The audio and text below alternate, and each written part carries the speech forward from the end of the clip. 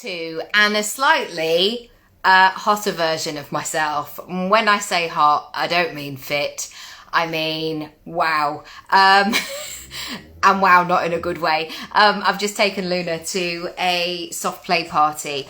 And fortunately they had air conditioning, which I was very grateful for, but she's now fast asleep on the sofa and relaxing. But in part 1, I spoke about a phone call and email that changed my life. It changed my business. It opened up a new level, like when we're playing Candy Crush, and not that I'm ever seeing myself as, oh, I'm this level or they're that level or whatever, because that's actually not that helpful, because sometimes the levels go up or down, or, you know, it's never linear, is it? But one thing that I noticed was when I did this, it shifted everything. You know, like when you get a brand new sofa, and I'm only saying this because I remember it's still like one of the greatest days of my life. January 2016, we got our brand new sofa. It's still going strong, you will be pleased to know, or not. And as soon as we got that sofa, it made us reevaluate everything else. Like, well, that's not going to work now. We need to bring that in. Or, oh my gosh, there's a big, massive cobweb up there. I've never noticed it before. So that was what this opportunity did. It shifted things around. It changed them up. And I love that moment because sometimes it happens in the most unexpected way, at the most unexpected, maybe the least convenient time. But that's what we're here to do. We're here to play, we're here to have a go and to be part of it. So now I want to break it down and I want to tell you a few things that really led to this opportunity, because this opportunity, and you can read all about it in part 1, it really felt easy, and that completely contradicted what I thought it would feel like. Because sometimes when we get the thing that we want, or one of the things that we want, somehow it's almost like you don't get to run the marathon unless, you know, you, I don't know, injured yourself or fell over in the process. And yes, sometimes that's the thing, but the actual crossing of the finishing line is sometimes like the most joyful, brilliant bit. So let's go back. As I mentioned earlier, I did Stylist Live in 2018 and I was booked for that. And I was very clear in that moment. And this is how I have approached my business, my personal brand, my portfolio career, always. And I learned this lesson from being an actor. You have to play the long game as an actor. And there are some people that I have witnessed so many times that they meet somebody that they want to impress and they're all over them. They're all over them like a rash. And when we are playing long-term game in business, we have to treat it as such. And so when I went back to Stylist Live and I did that pitch for them in 2018, I wasn't going to send a two-line email and be like, hi, I really want to do this thing. I didn't get a reply. Right, okay, I don't like them anymore. They never got back to my email. I wouldn't be so arrogant to do that. I really showed up for the opportunity. I really spent all of my time prepping and researching and evaluating and tweaking and editing and making sure that that email was not just something that I'd thrown together and gone, right, okay, I've just got to get it in and get it done and get it off my list. I actually did the hard thing, and this has often paid off for me, that most people will do the two-line email, like, have you got any other opportunities at the moment? Is there anything going? And that makes the other person on the other end work really hard. And so, because I guess I had shown a lot of my portfolio, my capabilities, what I was all about, I felt that that relationship was built on really strong foundations. And I hope that I do this with clients or people who watch my videos or read my stuff or whatever it might be. I am not somebody that's chopping and changing their business and like, oh, I work with this and now I don't, and I'm thinking about this and that's rubbish and I'm not doing that. I really try and lay these strong foundations. And so it's not confusing. You can come back again and again and again and get more of the same. I know that's probably the most boring option, but for me, that is the most settling and grounding version. Another thing that I was very clear about at that time. So as I mentioned in part one, from November 2018 all the way up to August 2019, I was pregnant with my daughter, and my energy reserves were very, very low. I was really sick once again in this pregnancy, and it just zapped me. There was only so much that I could do. It honestly felt like, well, and it actually had, but something had taken over my body. As much as like the mindset, like, no, just keep going. Sometimes when you've been that ill, you just can't. You can't. It doesn't matter what your mindset is saying. And so even from that early stage when I had limited energy, I took it as an opportunity to really reflect and really check in and ask myself some big questions, such as, what am I? What am I here to do? Who am I all about? What are my ethics? What do I want to be known for, etc.? And equally, what am I not? What am I absolutely not? What is not my strength? Where are my weaknesses? What are they? How are they holding me back? So I felt that at the beginning of January 2019, because I was so ill, I'd had a real clearing of the decks. And I wanted to include this sometimes because if you're looking to speed up that opportunity, to speed up that call and response, like you might feel like you're putting all of this stuff out, but you're not getting the response in return, maybe it's time just to clean things up a little bit. Maybe you need to make it more obvious. Maybe you need to get rid of some of the kind of trimmings around that are not necessary, and in fact, they're just slowing you down. Number 3. When I went back in preparation for today, I really looked at my content and I really looked at what I was putting out there, because these opportunities often don't come from somebody just seeing you one day and then going, oh great, they will be brilliant. There has to be a know, like, and trust. There has to be a sense of building a long-term relationship with a person or with a brand. Yes, sometimes somebody might order something from an online shop because they're like, okay, great, they've given me a 10% discount. But that brand that you go back to again and again and again, you really have to prove yourself. And I was thinking about M&S the other day as a sort of an established brand, a brand that I have shopped at personally for years. I know like the certain thing, my mum wouldn't do all her shopping there, but she would go in for a few choice pieces. I remember buying school uniform from there, for example. And I remember like the soap that my nana had in her bathroom, like all of these things.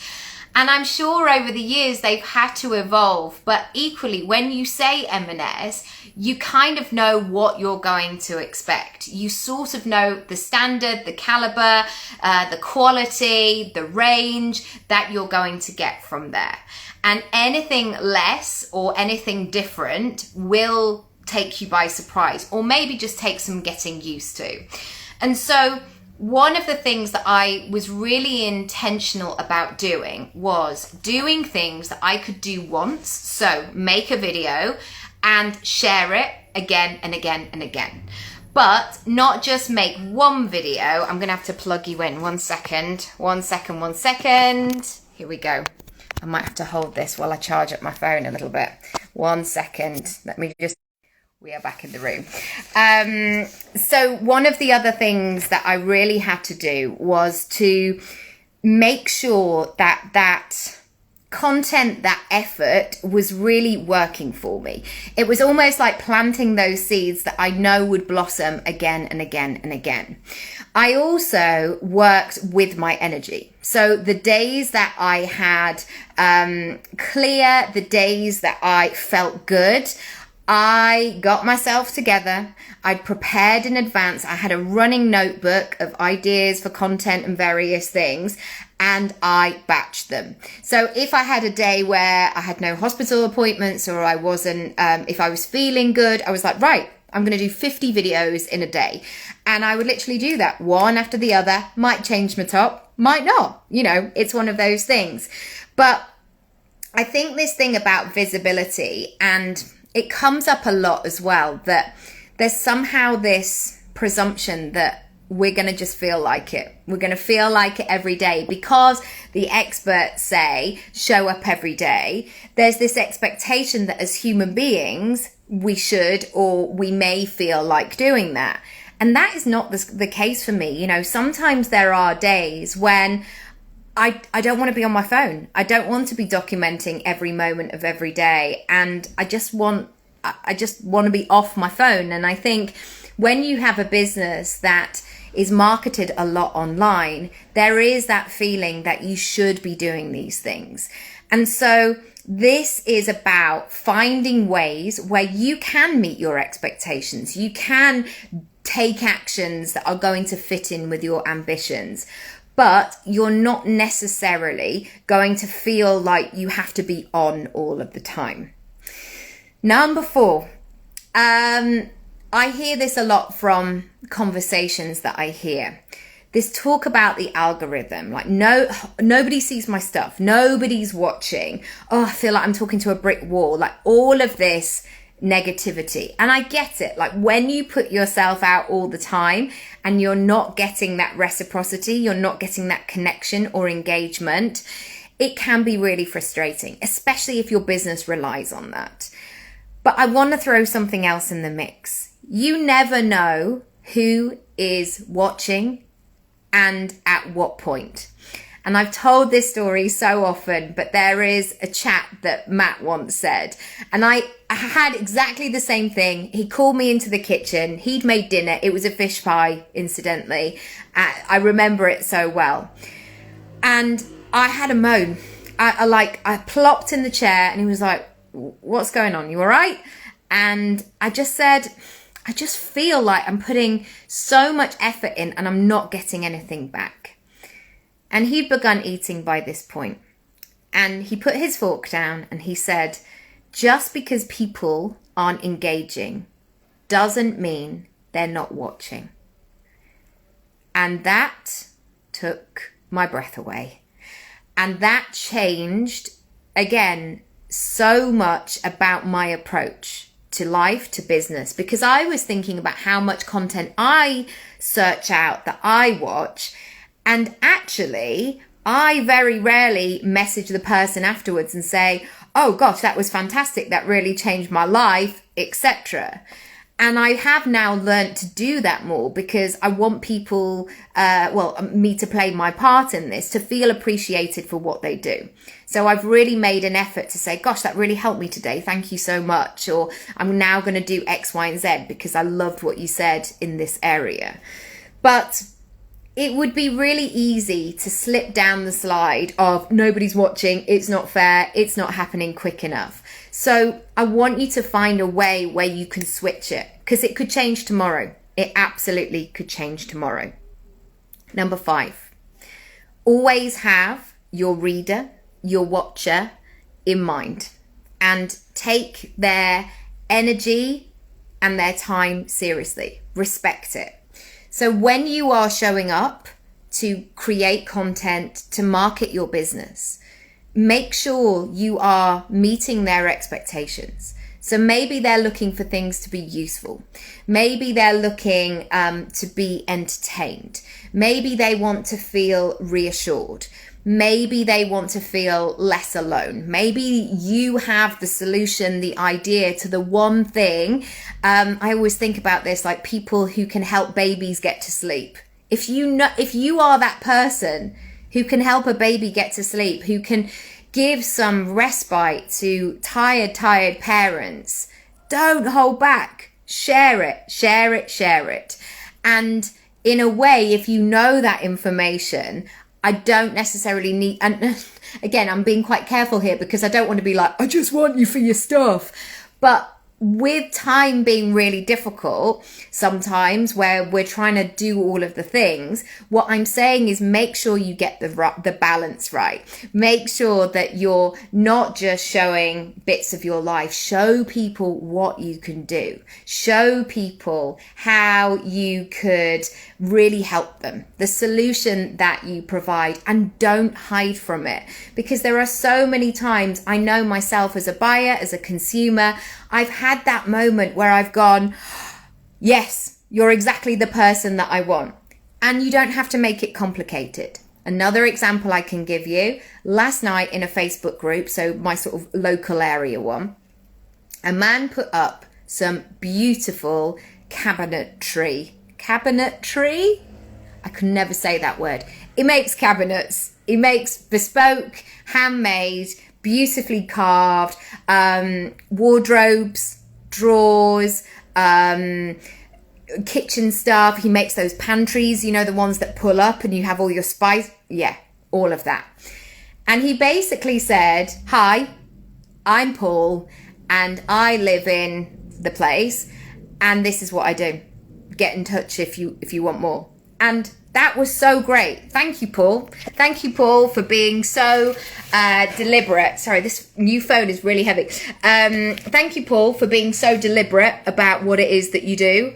And you didn't hold that back there, Paul. You didn't show me what you'd had for lunch or where you were going on your holidays. You've just shown me what it is that you do. And I think at the last count, there were 58 comments under there. Hi, Paul, do you travel? Hi, Paul, we're looking for something. Paul, can I have your number? Paul, let me know. Paul! And people were going mad because it was exactly what he wanted it to be. He was just showing people. He wasn't holding back. He was being very clear and succinct. Okay, next. Are your logistics allowing you to move forward? And is there a moment now that you need to make some moves where you say to yourself, do you know what? I'm not going to do that thing anymore. It's my whole Thursday, for example, and I need to stop doing that. Or I need to get some childcare on Wednesday afternoon because I actually end up spending 3 hours extra of my day going here, there, and like whatever it might be. And I think when we're planting the seeds, we're laying the path for the next stage. We have to be really deliberate about how we're spending our time. Are we putting together a path that is going to be really strong enough to hold us to go forward? Another thing that I can say is sometimes when we do that, we have to take stuff out. I hopefully should have a bit more charge now. We can take stuff out. And I think this is difficult because sometimes you might just want to keep taking everything. You know, that sense of when you see those hoarding programs, for example, and I know there's always so much emotion tied up in there, where people just go, I just want it all. I want to keep it all because I need it all. And the people always explain that if you have so much stuff, so many things, so many items, you can't see the actual things that you need and want. And so I want you to think carefully right now. Is your current life set up for that one email that could change your life? And if you're somebody that is just being responsive the whole time, you're just going on your to-do list, you're just emailing that person back, and you're not having that time away from your business where you become strategic, you become a visionary, you go back into that space of like, what is it? You know, the pull over and check the map. If you are so full and you are not having that time, I doubt that you're being productive. I doubt that you're going to get to the goal in the quickest time possible. Because sometimes what can happen is you're just driving aimlessly. You're just hoping for the best. You're hoping that just by putting your foot on the accelerator, it's going to get you there. And yes, sometimes it might, but it might take a lot longer than is needed. A few more things. This is a shift in your persona. Got some ravey music outside, sorry about that. I realised that for a long time, and I'm not fully comfortable with it now, but I've found a way to work with it. I don't like this pressure of feeling like an expert or a guru or somebody who knows all of the things, because what if I get it wrong? What if I haven't done something perfectly? What's going to happen then? And I have now shifted this into being the person that somebody might just need to hear right now, or they just might need to see it. And I often think about this when I had my son, when I saw then some friends of ours, their little girl is my goddaughter actually, and their daughter is a year older than my son. And just them saying a year later and watching what they could do, saying it gets easier, you know, that was so reassuring.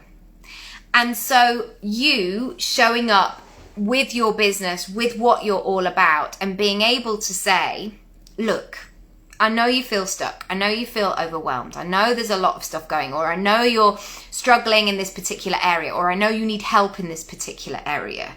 There is a way to fix this, you know. And the more that you can really meet that person where they are up to, from a very human perspective. I actually found myself saying this to Nathaniel, who was our structural engineer that we had when we moved into this house. I phoned him one day and I said, hi, Nathaniel, I'm so sorry. I've just got 2 more questions, but they may be really obvious questions. Is it all right if I just ask you them? And I thought, oh no, he's going to think I'm a right fool for asking these things. But he just said, yes, this is what I'm here for. Go. Like, tell me. And he actually said at the end of the phone call, are you sure you've asked everything here? You haven't left anything unturned here, because we can do that. Anything you want to ask me, you can. And so Nathaniel, for example, may not be like, oh gosh, I hope she sees me as an expert. Of course I saw him as an expert. He had a certification, he was very experienced, etc. But it's more than that. So if you're finding yourself getting wrapped up in that imposter syndrome, like, oh, am I enough? Like, oh gosh, what if I can't transform every single person's life and be there for the rest of their lives? Sometimes it's just an answer to one question and people go, ah, great. Another person that I've known for years, an actor, I remember her in my second job out of drama school. She came to the rehearsal with her kids and they were doing a bit of a drop off, like she had them and then the dad came to pick them up. And I just looked at her and I was like, oh, you're an actor with kids. I would love to have kids one day. And I thought that I couldn't. I thought that would never work. And she's like, it can work. It's just sometimes a bit of a juggle. Brilliant. That was all I needed. I needed to see it so I could lock it away, and we're still pals to this day, which is lovely. 2 more. Once you've done the thing, once you've had the breakthrough, once something significant has happened, tell people and embed it into your story. I think sometimes this happens where people are moving so fast, like they're on to the next thing, or they're chasing. Spend the time to say, right, I'm going to get that on my website. Oh, I'm going to share this on social media. I'm going to pull together all the testimonials and put it together as a piece of content. So sometimes what can happen, and I used to find this a lot with actors, they do one magnificent job that they work really hard for, and then the next day they would be on the phone to the agent saying, well, where's my next job then?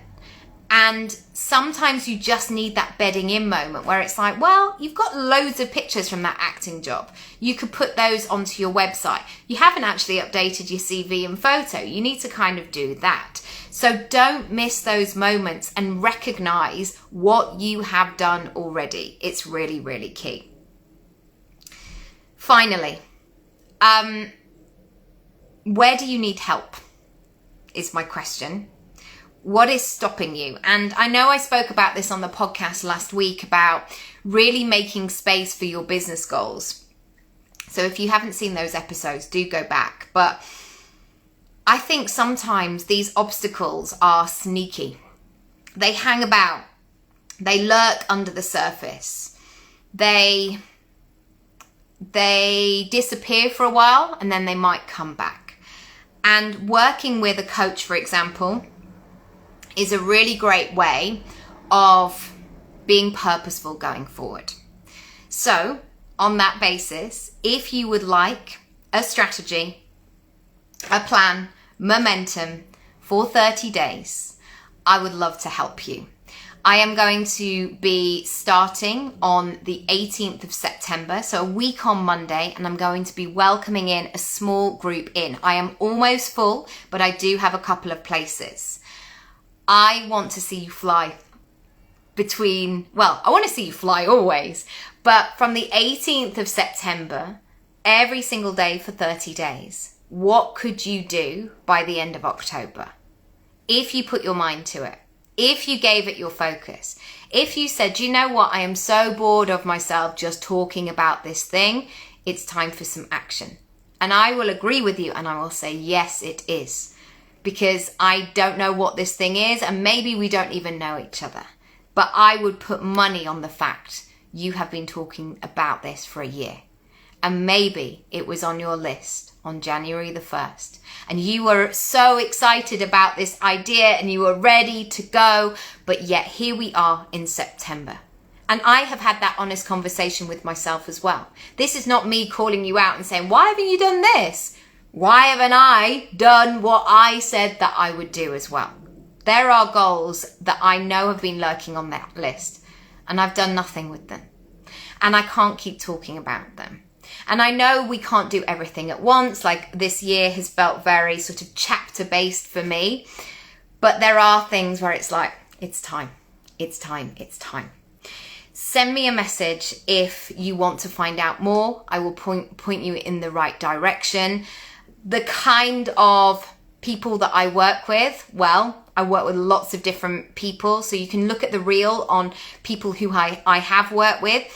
But personality wise, I would say if you're keen, if you're ready, if you're willing to have a go, but imperfectly. I'm never expecting clients to turn up fully formed and like, right now I'm ready. It's just that feeling that like, yeah, let's do this. So that's it. That's part 2.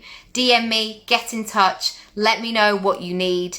Maybe it's not 30 days, maybe it's something else, but I will be able to give you more of a specific link or have a chat because I don't do a one size fits all essentially. And also I never want to sell you something that you don't need. So yeah, just send me an email, use the messenger button on my website or send me a DM. All right, sending you lots of love and enjoy the rest of your day. Lots of love. Bye.